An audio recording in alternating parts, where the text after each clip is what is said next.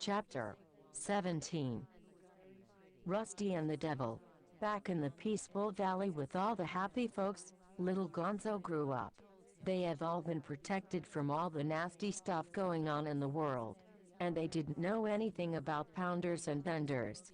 Everybody took care of everybody and they had so much love and for each other. And for their work, handling God's nuts. There were no need for schools because everybody shared their experiences with each other in the interest of common good. They didn't have a traditional family structure, because they all came out of butts, and everybody was equal with equal rights. Haven't even thought of an alternative to that system, because anything else simply didn't make sense. This was the world little Gonzo grew up in. He would soon celebrate his 10th birthday and he was very excited, because that was his favorite day. Then they all would have really sweet lovin' and an extra ration of day juice, and then old Rusty would gather all the kids and tell them stories. He was now 236 years old. You aged very slow when you drink God's own nut juice.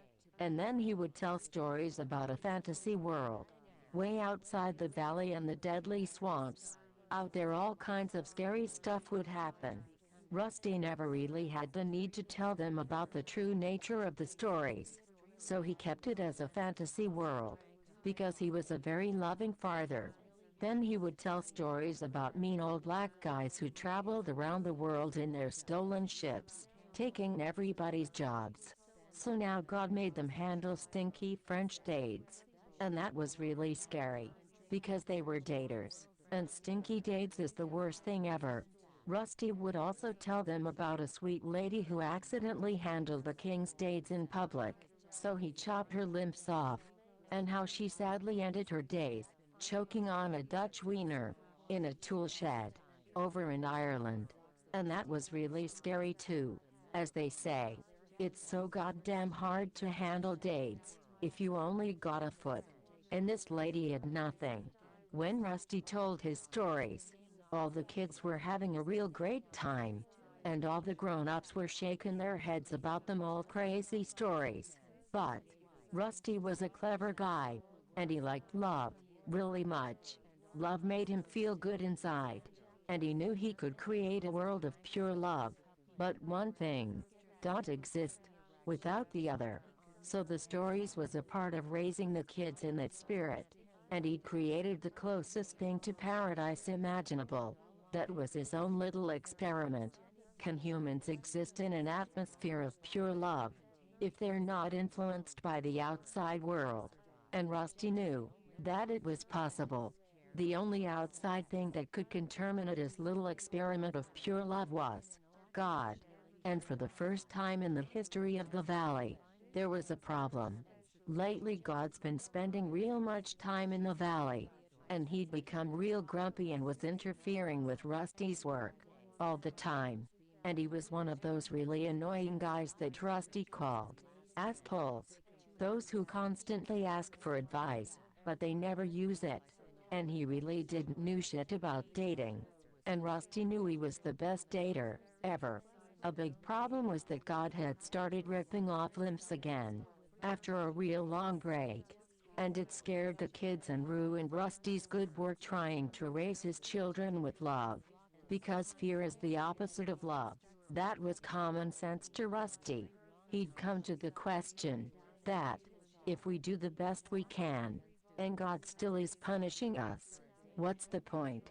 He tried to talk to God about it, but God just said, I do God stuff. That's what I do. I am God, goddamn it. I don't have to reason anything. That's how God stuff works. You're a dater, you go do your date stuff. But, Rusty said, what about the sweet carrying God, who'll take care of all mankind? And God looked at Rusty and shouted, what? How goddamn stupid are you? You're 236 years old and you haven't seen the scam yet. Grow up, goddammit. Goddamn stupid fuck up. Rusty could see that God have had a really good sip of day juice that day. And he said stuff that he probably should have kept to himself. How stupid are you? And kept on. I was hired by some rich dudes to scare all mankind and to make them do stuff. Not to love them. God damn. I am God. I don't have feelings. I don't know about love.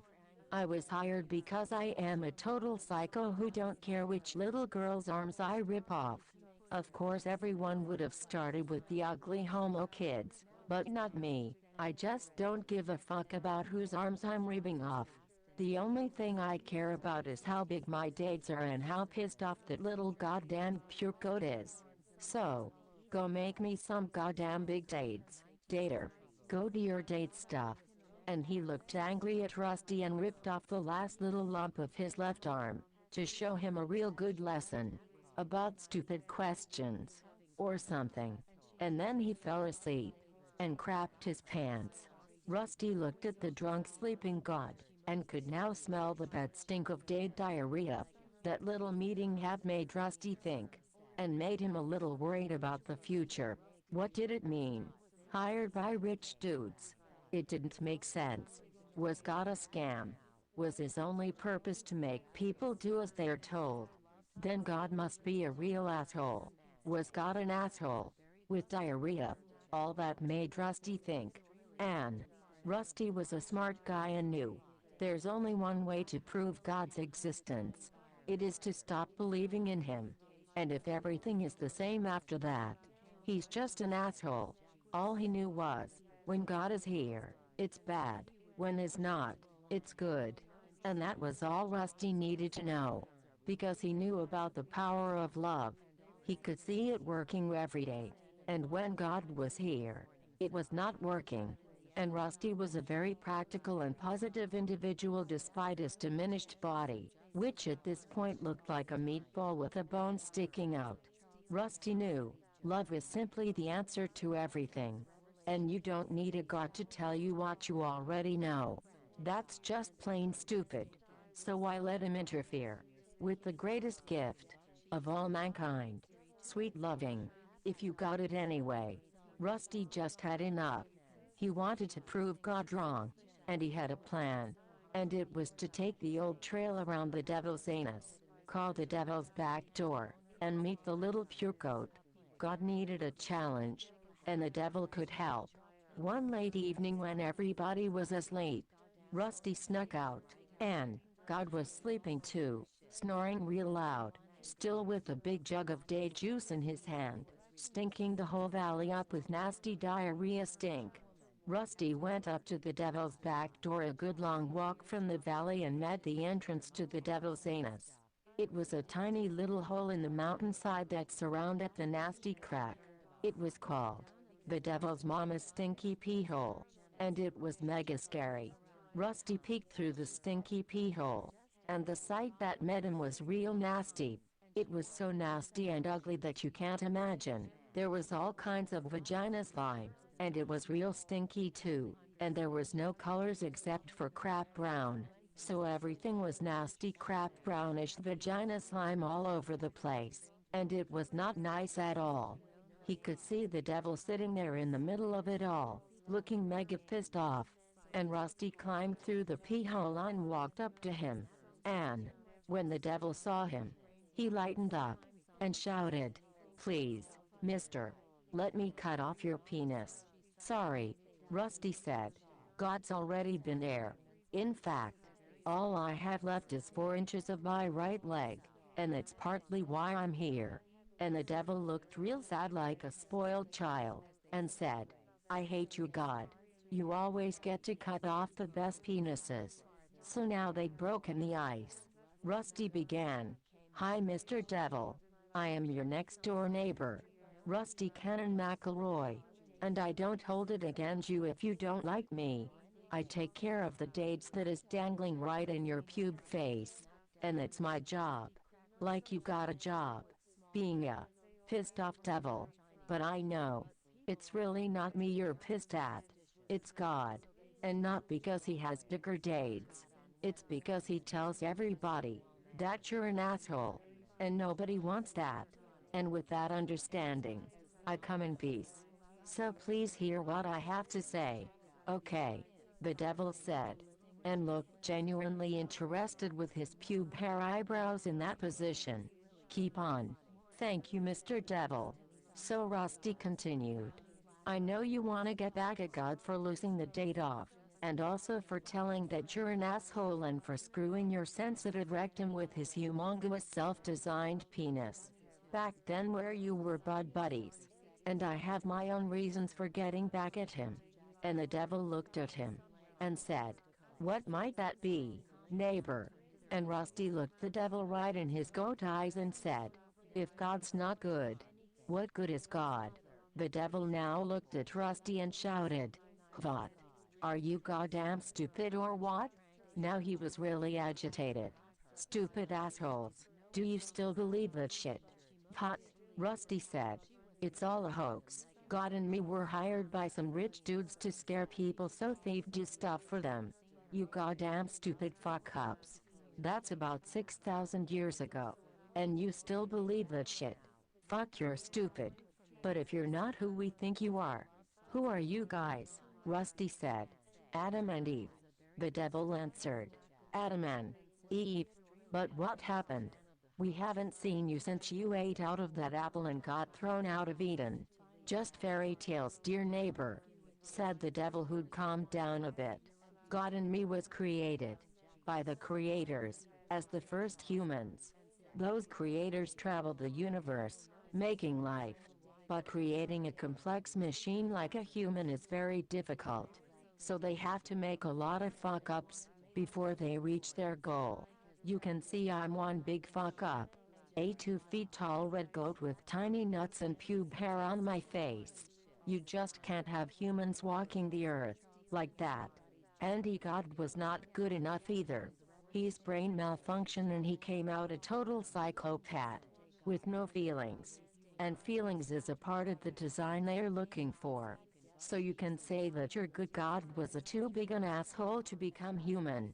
And all we fuck-ups, from experiments gone wrong, lived in the Garden of Eden. You may know some of the guys.